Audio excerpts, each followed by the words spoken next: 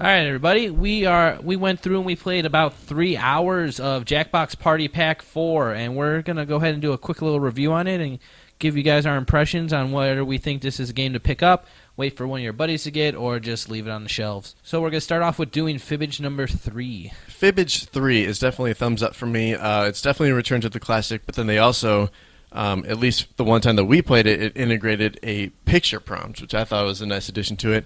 And also the addition of Enough About You makes things a lot more personal. You can learn things about your friends. You can joke to/with your friends.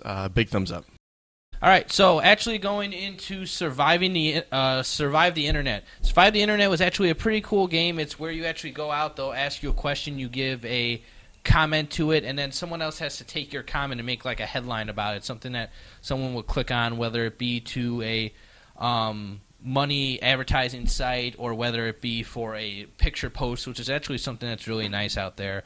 I enjoyed it very much, so I gotta say it's a big thumbs up, not just because I went through and did pretty well with it, but it's also something that makes you kind of have to adapt and think on your toes, because it could be a very generic answer or it can be something very broad, and it's always something that if it's fed to you, you can work with it. I think it's a lot of fun.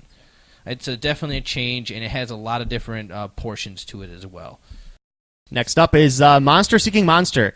Now, when we started this game, I thought we were going to be playing the mythical Dracula werewolf kind of characters and maybe doing a little matchmaking there.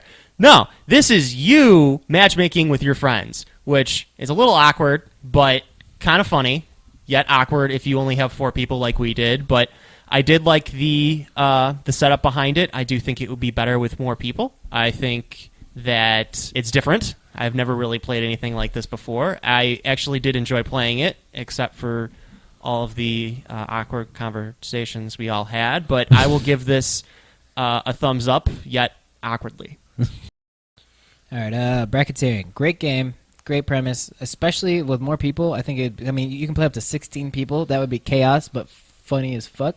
One word of caution is that there will be dumb-ass answers. There will be very dumb-ass answers, and just be ready for that. Just you never know. You don't know what to expect. So, and that it kind of adds to the fun of it. But be ready to be pissed off. Be ready to be frustrated when you got a golden answer and you lose to fucking laminated with an exclamation point.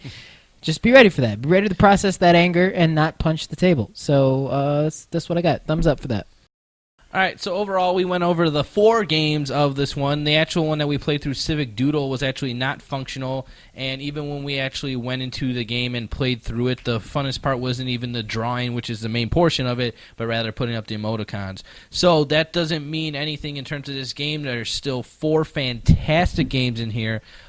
We are all in agreement that this is something you go out, you buy. It's worth the $25 to get out there, get it on your Xbox, get it on your Switch, any of those things. And these games are great for big parties. They're great for small parties, depending on which games you're going through. Fibbage 3, Survive the Internet, good in small or large parties, probably a little bit more towards the small side, while Monster Seeking Monsters and Bracketeering are going to be a blast if you get up to the 7 to 16 people that you can get on each of those games. So fantastic. Get out there, check it out, buy it. If you guys are looking for an audience, we're here for you.